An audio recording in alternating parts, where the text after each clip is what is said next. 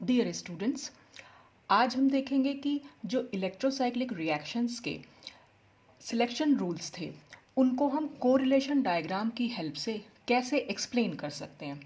अब इस correlation diagram में हमें क्या देखना होता है, इसमें हमें चेक करना होता है कि जो भी रिएक्टेंट के ऑर्बिटल्स की सिमेट्री है वो प्रोडक्ट के ऑर्बिटल की सिमेट्री से कोरिलेट करे या वो मैच कर जाए, यानी दोनों की सिमेट्री जो है वो सेम होनी चाहिए।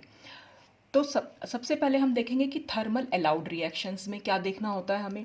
अब थर्मल अलाउड रिएक्शंस के जो कोरिलेशन डायग्राम होंगे, क्योंकि थर्मल रिएक्शंस में हम हमेशा ग्राउंड स्टेट ऑर्बिटल्स की ही बात करते हैं, तो यहाँ पे हमें चेक देखना होगा कि जो रिएक्टेंट्स के ग्राउंड स्टेट ऑर्बिटल्स की सिमेट्री है वो प्रोडक्ट के ग्राउंड स्टेट ऑर्बिटल से मैच करनी चाहिए या कोरिलेट करनी चाहिए। और फोटोकेमिकल अलाउड रिएक्शंस में हमें ये देखना होता है कि जो फर्स्ट एक्साइटेड स्टेट ऑर्बिटल्स हैं रिएक्टेंट के, उनकी जो सिमेट्री है वो मैच करनी चाहिए प्रोडक्ट के फर्स्ट एक्साइटेड स्टेट ऑर्बिटल की सिमेट्री से। तो हमें यहाँ पर सिर्फ सिमेट्री को मैच करना होता है, रिएक्टेंट और प्रोडक्ट दोनों की सिमेट्री को। अब हमें यह भी मालूम होना चाहिए कि जब एम सिमेट्री होती है तो वहाँ पर हमेशा डिसरोटेटरी मोशन होता है। ये बात मैं अपने प्रीवियस वीडियोज़ में एक्सप्लेन कर चुकी हूँ कि क्यों एम सिमेट्री में हमेशा डिसरोटेटरी होता है और C2 में कॉन रोटेटरी होता है। तो आप प्रीवियस वीडियो का लिंक मैं इस डिस्क्रिप्शन बॉक्स में डाल दूंगी, आप वहाँ से जाकर चेक कर सकते हैं और आप इसको याद भी कर सकते हैं। यहाँ पर C for C2 and C for con और एम सिमेट्री के लिए हम डिसरोटेटरी मोशन को यूज़ करते हैं। अब हम देखेंगे ये कोरिलेशन डायग्राम हम कैसे दिखा सकते हैं। तो सबसे पहले हम देखते हैं correlation diagram of electrocyclic reactions when polyene has 4n pi electrons, यानी कि जब ओपन चेन सिस्टम में 4n पाई इलेक्ट्रॉन्स होंगे तब ये कोरिलेशन डायग्राम हम कैसे बनाएंगे। तो इसका एग्जाम्पल है साइक्लोब्यूटीन और ब्यूटाडाइन, जो हमारा बेसिक एग्जाम्पल है। तो ये साइक्लोब्यूटीन से ब्यूटाडाइन बना कैसे होगा कि जब ये पाई बॉन्ड, जैसे मैंने एरो में दिखाया हुआ है, ये इधर शिफ्ट किया है और सिग्मा बॉन्ड इधर की साइड शिफ्ट किया, तो ये ब्यूटाडाइन बन के आई। अब कौन कौन से ऑर्बिटल्स में चेंज आया होगा, जैसे कि यहाँ पर एक पाई बॉन्ड बना तो हम कौन से ऑर्बिटल्स कंसीडर करेंगे। पाई बॉन्ड में, क्योंकि पाई बॉन्ड शिफ्ट हुआ है तो पाई बॉन्ड के में हम कंसिडर करते हैं पाई मॉलिक्यूलर ऑर्बिटल और पाई स्टार मॉलिक्यूलर ऑर्बिटल। और यहाँ पर क्योंकि सिग्मा बॉन्ड भी शिफ्ट हुआ है, यानी सिग्मा बॉन्ड में भी चेंज हुआ है, तो हम यहाँ पर कंसिडर करेंगे सिग्मा मॉलिक्यूलर ऑर्बिटल और सिग्मा स्टार मॉलिक्यूलर ऑर्बिटल। तो ये चारों ऑर्बिटल्स तो हम साइक्लो ब्यूटीन के लिए कंसिडर करेंगे। अब आप ये रिएक्शन अगर रिवर्स डायरेक्शन में हो तो पाई इलेक्ट्रॉन इधर मूव करेगा और ये वाला पाई इलेक्ट्रॉन्स जो है इधर मूव करेंगे। तो क्योंकि यहाँ पर दो पाई बॉन्ड हैं, इसलिए हम दो ही पाई मॉलिक्यूलर ऑर्बिटल और दो ही पाई स्टार मॉलिक्यूलर ऑर्बिटल यहाँ पर देखेंगे। तो आप इसको पाई 1, पाई 2, पाई 3 स्टार, पाई 4 स्टार भी लिख सकते हैं, या साई 1, साई 2, साई 3 स्टार, साई 4 स्टार, ये जो चारों ऑर्बिटल्स हम यहाँ पर लिख सकते हैं। फिर हम इनके मॉलिक्यूलर ऑर्बिटल्स बना के देखेंगे किस तरह से हम इनको बना सकते हैं। तो मैंने आपको बताया था प्रीवियस वीडियो में भी कि सिग्मा मॉलिक्यूलर ऑर्बिटल हम किस तरह से बनाएंगे। ये हमने पूरा साइक्लोब्यूटीन बनाया और ये बॉन्ड कैसे बना हुआ होगा, जब ये सिग्मा मॉलिक्यूलर ऑर्बिटल्स के जो ये p और एटॉमिक ऑर्बिटल्स के पॉजिटिव लोब्स जब एक दूसरे से इंटरेक्ट किए होंगे तो ये सिग्मा बॉन्डिंग मॉलिक्यूलर ऑर्बिटल बन के आता है। और ऐसे ही यहाँ पर हम सिग्मा स्टार को दिखा सकते हैं। सिग्मा स्टार क्योंकि एंटी बॉन्डिंग ऑर्बिटल है तो यहाँ पर एंटी बॉन्डिंग इंटरेक्शन हुआ होगा, तो एक पॉजिटिव साइन और एक नेगेटिव साइन।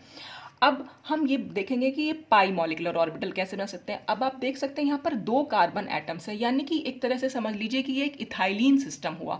तो जैसे हमने इथाइलिन के पाई मॉलिक्यूलर ऑर्बिटल्स बनाए थे प्रीवियस वीडियोज में, आप देख सकते हैं, ठीक वैसे ही हम यहाँ पर इसको बनाकर दिखा देंगे। ये पाई मॉलिक्यूलर ऑर्बिटल हुआ और ये पाई स्टार मॉलिक्यूलर ऑर्बिटल। तो इन चारों ऑर्बिटल्स को फिर हम एनर्जी वाइज जो है लगा लेते हैं, यानी कि लोएस्ट मॉलिक्यूलर ऑर्बिटल सबसे नीचे और हाईएस्ट मॉलिक्यूलर ऑर्बिटल सबसे ऊपर। तो हमेशा एनर्जी जो होती है सिग्मा मॉलिक्यूलर ऑर्बिटल की सबसे कम होती है, फिर पाई की होती है, फिर पाई स्टार और फिर सिग्मा स्टार। और अगर नॉन बॉन्डिंग ऑर्बिटल होता है तो हमेशा वो यहाँ बीच में आ जाता है। तो ये आप इसको याद भी कर सकते हैं कि सबसे पहले सिग्मा आएगा बॉन्डिंग मॉलिक्यूलर ऑर्बिटल, फिर पाई आएगा, फिर पाई स्टार और ये सिग्मा स्टार। तो इसी क्रम में हम इसको लगाना चाहिए। अब ये हमारा ब्यूटाडाइन सिस्टम है। तो ब्यूटाडाइन के लिए तो मैंने आपको पूरा बताया ही था कि किस तरह से हम मॉलिक्यूलर ऑर्बिटल बनाते हैं, और इसमें कुल मिलाकर 4 मॉलिक्यूलर ऑर्बिटल्स बनते हैं, psi1 psi2 psi3 स्टार और psi4 स्टार। तो हम इस तरह से यहाँ पर बना सकते हैं। फिर हम इनकी सिमेट्री चेक करेंगे। ये सिमेट्री मेथड भी मैं प्रीवियस वीडियो में एक्सप्लेन कर चुकी हूँ, आप वहाँ जाकर देख सकते हैं। तो मैंने आपको बताया था कि सिग्मा मॉलिक्यूलर ऑर्बिटल में क्योंकि m सिमेट्री भी होती है और c2 सिमेट्री भी होती है, तो इसलिए ये ऑर्बिटल m के लिए भी सिमेट्रिक है और c2 के लिए भी सिमेट्रिक है। फिर ये क्योंकि एक तरीके से मैंने बोला आपको कि इथाइलिन मॉलिक्यूल है, और मैंने आपको बताया था किसी भी मॉलिक्यूल का जो लोवेस्ट मॉलिक्यूलर ऑर्बिटल होता है वो हमेशा उसमें m सिमेट्री होती है, या हम ये कह सकते हैं कि वो m के लिए सिमेट्रिक होता है और c2 के लिए एंटी सिमेट्रिक होता है।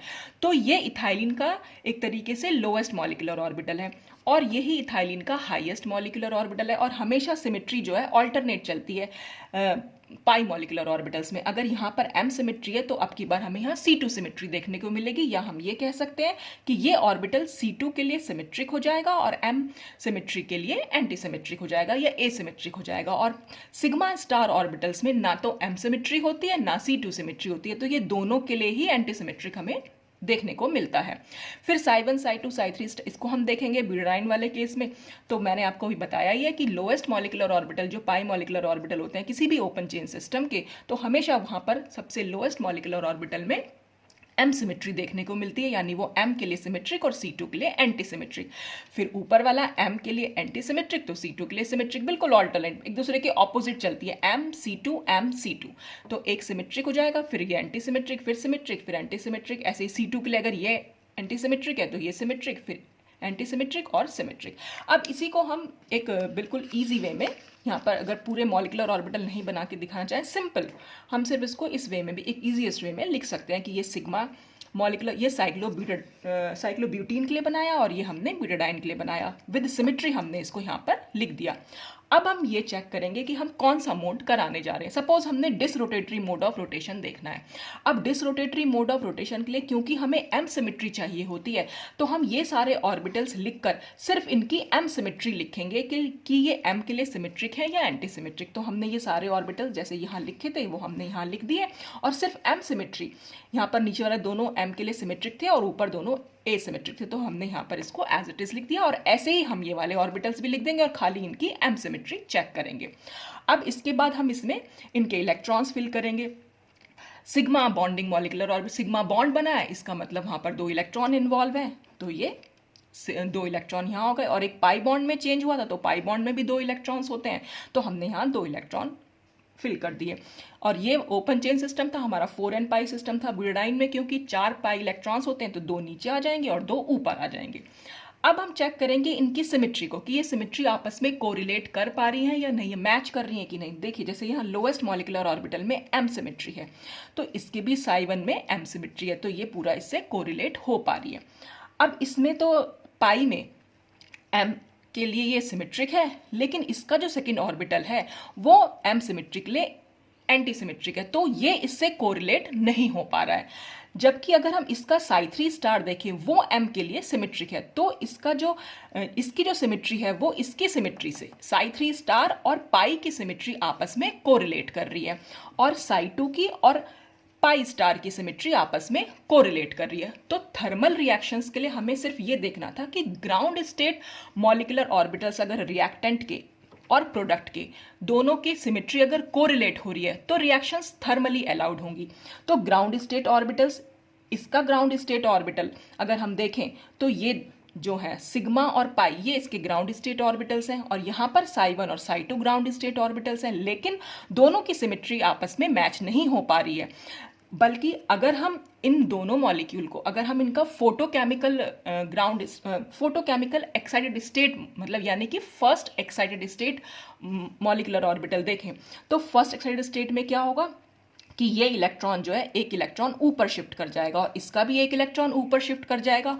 और अब जब हम मैच करेंगे तो जो ये 3 ऑर्बिटल्स बन के आएंगे यहाँ पर, तो ये फर्स्ट एक्साइटेड स्टेट ऑर्बिटल्स हो जाएंगे कि यहाँ पर इसकी सिमेट्री इससे मैच कर रही है और इसकी सिमेट्री इससे मैच कर रही है। तो यानी कि फर्स्ट एक्साइटेड स्टेट ऑर्बिटल्स की सिमेट्री आपस में मैच हो रही है, और क्योंकि फर्स्ट एक्साइटेड स्टेट ऑर्बिटल्स की सिमेट्री मैच हो रही है, इसलिए ये रिएक्शन जो होगी वो फोटोकेमिकली तो अलाउड होगी लेकिन थर्मली फॉरबिडन होगी। और ये हमने सिलेक्शन रूल में इलेक्ट्रोसाइक्लिक के देखा भी था कि जो 4n पाई सिस्टम होते हैं उनमें हमेशा फोटोकेमिकल रिएक्शंस जो होती हैं वो डिसरोटेटरी मोशन के थ्रू होती हैं। तो ये हमने कोरिलेशन डायग्राम की हेल्प से एक्सप्लेन कर दिया। अब हम देखेंगे conrotatory mode of rotation. अब conrotatory mode of rotation के लिए हमें C2 सिमेट्री चेक करनी होती है, तो फिर से हम यही सब ऑर्बिटल्स लिखेंगे लेकिन अब की बार सबकी C2 सिमेट्री लिखेंगे। तो हमने सबकी C2 सिमेट्री लिखी और फिर अब हम इसको मैच करके देखेंगे। ये C2 सिमेट्री सिग्मा और इसका साई2 C2 के लिए सिमेट्रिक है, तो ये इसकी सिमेट्री इससे मैच कर रही है। और ये पाई जो है C2 इसके लिए एंटी सिमेट्रिक है और इस साई1 के लिए C2 जो है ये एंटी सिमेट्रिक है, तो ये इससे मैच कर रही है। और यहाँ पर ये दोनों आपस में मैच करें तो आप देख रहे हैं यही यहाँ पर ये जो ग्राउंड स्टेट ऑर्बिटल्स हैं उनकी सिमेट्री आपस में क्योंकि मैच कर रही है दोनों के रिएक्टेंट और प्रोडक्ट की। तो इस क्योंकि ग्राउंड स्टेट ऑर्बिटल्स की सिमेट्री आपस में मैच कर रही है इसलिए ये थर्मली अलाउड रिएक्शंस है और फोटोकेमिकली फॉरबिडन रिएक्शंस है। और यही सिलेक्शन रूल भी कहता है इलेक्ट्रोसाइक्लिक रिएक्शन का कि जो भी कि 4n पाई सिस्टम के लिए जब भी कभी हम थर्मली रिएक्शन कराएंगे वो हमेशा conrotatory mode of rotation से होंगी। तो यही हमें इसमें एक्सप्लेन करना था। तो ये तो थी 4n पाई सिस्टम की बात। अब हम आ जाएंगे 4n+2 पाई इलेक्ट्रॉन सिस्टम में। यहाँ पर हम देखेंगे inter conversion of cyclohexadiene into हेक्साट्राइन। अब देखिए यहाँ पर क्या हो रहा है, ये साइक्लोहेक्साडाइन बनाई है। अब अगर साइक्लोहेक्साडाइन से हेक्साट्राइन में चेंज होना है तो क्या होगा कि ये जो पाई इलेक्ट्रॉन्स हैं ये इधर मूव करेंगे, ये पाई इलेक्ट्रॉन्स इधर मूव करेंगे और सिग्मा बॉन्ड इधर की साइड मूव करेगा। तो यहाँ पर जो जो ऑर्बिटल्स इन्वॉल्व हुए हैं वो सारे ऑर्बिटल्स हम यहाँ पर लिख लेते हैं। जैसे कि यहाँ पर हमने सिग्मा बॉन्ड इन्वॉल्व किया है तो इसमें हम सिग्मा और सिग्मा स्टार ऑर्बिटल देखेंगे। 2 पाई बॉन्ड यूज हुए हैं तो इसका मतलब 2 ही पाई मॉलिकुलर ऑर्बिटल होंगे और 2 ही पाई स्टार मॉलिकुलर ऑर्बिटल होंगे जिनको हम नंबरिंग पाई1 पाई2 पाई3 स्टार पाई4 स्टार दे सकते हैं। फिर ये हेक्साट्राइन सिस्टम है। हेक्साट्राइन सिस्टम में मैंने आपको बताया था कुल मिलाकर 6 मॉलिकुलर ऑर्बिटल्स बनेंगे जिनमें कि 3 बॉन्डिंग और 3 एंटी बॉन्डिंग होते हैं। और दिख भी रहा है क्योंकि 3 पाई बॉन्ड है इसलिए 3 ही पाई मॉलिकुलर ऑर्बिटल होंगे बॉन्डिंग और 3 पाई स्टार मॉलिकुलर ऑर्बिटल्स होंगे। तो आप उसको पाई1 पाई2 पाई3 ऐसे भी लिख सकते हैं या साई1 साई2 साई3 इस तरह से भी लिख सकते हैं, आप कैसे भी लिख सकते हैं। फिर हम इनको एनर्जी वाइज लगाएंगे। एनर्जी वाइज मैंने आपको बताया था कि सिग्मा लोएस्ट मॉलिकुलर ऑर्बिटल हम हमेशा बनाते हैं और सिग्मा स्टार हमेशा हाईएस्ट मॉलिकुलर ऑर्बिटल बनाएंगे। अब बीच में हमें पाई ऑर्बिटल्स बनाने हैं तो नीचे पाई आ जाएंगे ऊपर पाई स्टार हो जाएंगे। अब आप देख रहे हैं कि ये जो एक सिस्टम बन के आ रहा है जिसमें कि 2 पाई बॉन्ड इन्वॉल्व हुए हैं यानी कि 4 पाई इलेक्ट्रॉन्स इन्वॉल्व हुए हैं। इसका मतलब हम ये भी कह सकते हैं कि ये एक ब्यूटाडाइन सिस्टम हुआ। तो यहाँ पर जो हम ऑर्बिटल्स बना रहे हैं जैसे हम ब्यूटाडाइन के लिए बनाते थे बिल्कुल वैसे ही ऑर्बिटल्स यहाँ पर हम बना के लाएंगे। तो हमने वो उसी तरह से बना लिए हैं। अब इनकी फिर हम सिमेट्री देखेंगे। सिमेट्री के लिए मैंने आपको बताया है कि सिग्मा बॉन्डिंग मॉलिकुलर ऑर्बिटल है इसलिए सिग्मा जो बॉन्डिंग मॉलिकुलर ऑर्बिटल होते हैं वो m और C2 दोनों के लिए ही सिमेट्रिक होते हैं और जो एंटी बॉन्डिंग होते हैं वो दोनों के लिए ही एंटी सिमेट्रिक होते हैं। अब ये बचे ब्यूटाडाइन, चारों ब्यूटाडाइन के लिए ऑर्बिटल्स हैं ये। तो हम ब्यूटाडाइन का जो लोएस्ट मॉलिकुलर ऑर्बिटल होता है वो हमेशा उसमें m सिमेट्री देखने को मिलती है और किसी भी मॉलिक्यूल में हमेशा लोएस्ट मॉलिकुलर ऑर्बिटल में आपको m सिमेट्री ही मिलेगी। तो फिर m फिर ये C2 फिर ये m और ये C2 इस तरह से हो जाएगा, यानी m के लिए सिमेट्रिक C2 के लिए एसिमेट्रिक। अगर ये m के लिए एसिमेट्रिक है तो ये C2 के लिए सिमेट्रिक हो जाएगा। तो इसी तरह से फिर हम ये हेक्साट्राइन के लिए बना लेंगे। हेक्साट्राइन में भी बेस जो यानी कि लोएस्ट मॉलिकुलर ऑर्बिटल हमेशा उसमें m सिमेट्री होगी तो m के लिए सिमेट्रिक होगा और C2 के लिए एसिमेट्रिक होगा। फिर C2 फिर m फिर C2 फिर m फिर C2, यानी ये ऑल्टरनेट चलता चला जाएगा। फिर हम देखेंगे इसमें कि हम डिसरोटेटरी मोशन और कॉन रोटेटरी मोशन किस तरह से करा सकते हैं। तो सबसे पहले हमने डिसरोटेटरी मोड ऑफ रोटेशन लिया जिसमें हम सिर्फ m सिमेट्री देखेंगे। तो जो ऑर्बिटल्स हमने पहले बनाए थे सिर्फ हम उनकी m सिमेट्री के लिए लिखेंगे। हमने m सिमेट्री का पूरा लिख लिया। अब इसमें इलेक्ट्रॉन्स फिल कर देंगे। इलेक्ट्रॉन्स क्योंकि हम यहाँ पर देख ही रहे हैं कि साइक्लोहेक्साडाइन में कुल मिलाकर एक पाई इलेक्ट्रॉन बॉन्ड, दूसरा पाई बॉन्ड और एक सिग्मा बॉन्ड, यानी कुल मिलाकर हम कह सकते हैं 6 इलेक्ट्रॉन्स जो है यहाँ पर इन्वॉल्व हुए हैं और 6 ही इलेक्ट्रॉन्स यहाँ पर भी इन्वॉल्व हुए हैं। तो वो 6 इलेक्ट्रॉन्स हमने इस तरह से यहाँ पर भर दी हैं। अब हम इनकी सिमेट्री को मैच करेंगे। ये सिग्मा मॉलिकुलर ऑर्बिटल की सिमेट्री इसके साइबन, क्योंकि ये भी एम सिमेट्रिक है और ये भी एम सिमेट्रिक है, तो ये आपस में मैच कर रही है।